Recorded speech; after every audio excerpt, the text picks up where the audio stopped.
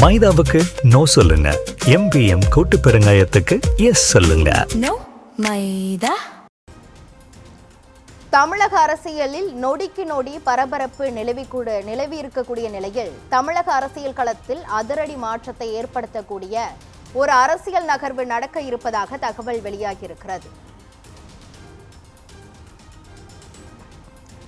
நடந்து முடிந்த சட்டமன்ற தேர்தலில் தமிழக வெற்றிக் கழகம் ஆட்சி அமைப்பதற்கான பெரும்பான்மை இடங்கள் கிடைக்காத நிலையில் தமிழக அரசியல் களத்தில் நொடிக்கு நொடி பரபரப்பு நிலவி வருகிறது. இந்த நிலையில் தமிழக அரசியல் களத்தில் அதிரடி மாற்றத்தை ஏற்படுத்தக்கூடிய அரசியல் நகர்வு நடக்க இருப்பதாக நமது நியூஸ் 7 தமிழுக்கு பிரத்யேக தகவல் வெளியாகியிருக்கிறது.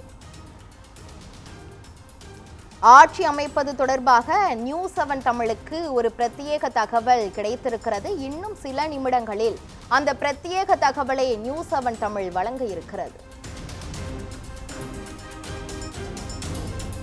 நடந்து முடிந்த சட்டமன்ற தேர்தலில் தமிழக வெற்றிக் கழகம் ஆட்சி அமைப்பதற்கு தேவையான பெரும்பான்மை இடங்கள் கிடைக்காத நிலையில் பல்வேறு கூட்டணி கட்சிகளுடன் தமிழக வெற்றிக் கழகம் சார்பில் ஆதரவு கோரி வருகின்ற இந்த சூழலில் ஒரு பக்கம் புதுச்சேரியில் அதிமுக எம்எல்ஏக்கள் முகாமிட்டிருக்கின்றனர். தற்போது தமிழக அரசியல் களத்தில் அதிரடி மாற்றத்தை நிகழ்த்தக்கூடிய ஒரு பிரத்யேக தகவல் நமது நியூஸ் 7 தமிழுக்கு கிடைத்திருக்கிறது.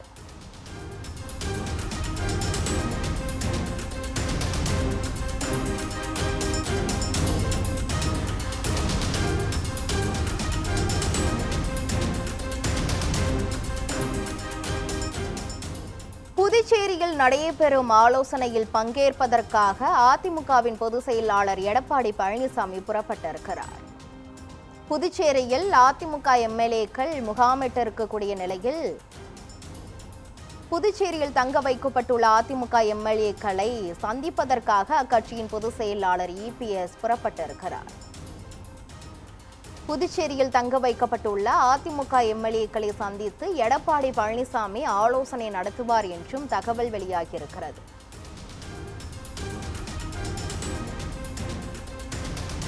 புதுச்சேரியில் தங்க வைக்கப்பட்டுள்ள அதிமுக எம்எல்ஏக்களை சந்திப்பதற்காக அக்கட்சியின் பொதுச் செயலாளர் எடப்பாடி பழனிசாமி அங்கு புறப்பட்டிருக்கிறார். அங்கு சென்று அவர்களோடு அவர் ஆலோசனை நடத்துவார் என்றும் தகவல் வெளியாகியிருக்கிறது.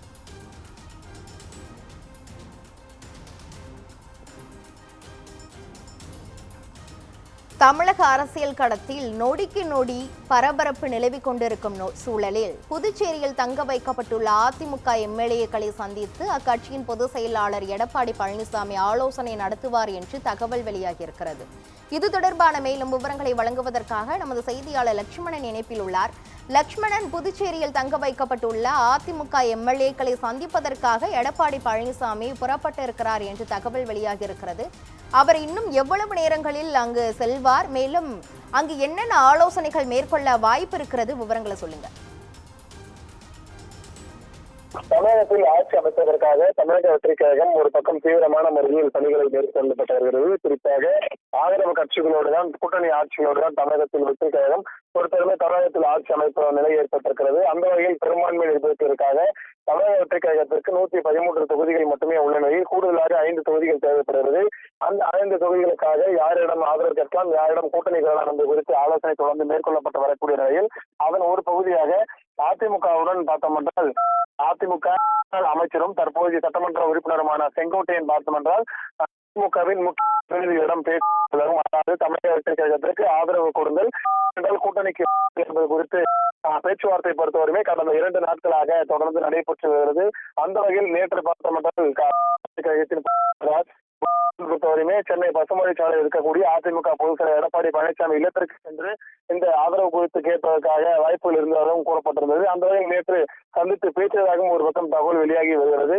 அந்த வகையில் தற்பொழுது பார்த்தோம் என்றால் அதிமுக பொதுச் செயலர் எடப்பாடி பழனிசாமி கடந்த 2 நாட்கள் அதிமுக பொறுத்தவரையுமே தமிழக வெற்றிக் கழகத்தில் இணையலாமா, இல்லை அதற்கான மாற்று வழிபாக இருக்கிற குறித்து மேற்கொள்ளப்பட்டு வர பார்த்தோம் என்றால் அதிமுக பொதுச் செயலர் எடப்பாடி பழனிசாமி புதுச்சேரிக்கு விரைந்திருக்கிறார். குறிப்பாக புதுச்சேரிக்கு ஏன் விரைந்திருக்கார் என்று பார்த்தோம் என்றால் புதுச்சேரியில் இதற்கு முன்பாக, அதாவது நேற்று இரவுல இருந்தே பார்த்தோம் என்றால் சட்டமன்ற உறுப்பினர்கள், அதாவது அதிமுக சட்டமன்ற உறுப்பினர் மேற்பட்டோர் புதுச்சேரி நோக்கி சென்றதாகவும் கூறப்படுகிறது. அங்க இருக்கக்கூடிய தனியார் நட்சத்திர விடுதியில் தங்கி தொடர்ந்து தமிழக வெற்றி கழகத்துடன் ஆலோசனையில் ஈடுபட்டு கூட்டணியில் அமைக்கலாமா இல்லை எந்த ஆதரவு மட்டும் கொடுக்கலாமா என்பது குறித்து பேச்சுவார்த்தை பொறுத்தவரையுமே இங்கு ஒரு பக்கம் சென்னையில் நடைபெற்று வர, இன்னொரு பக்கம் நடைபெற்றிருக்கிறது.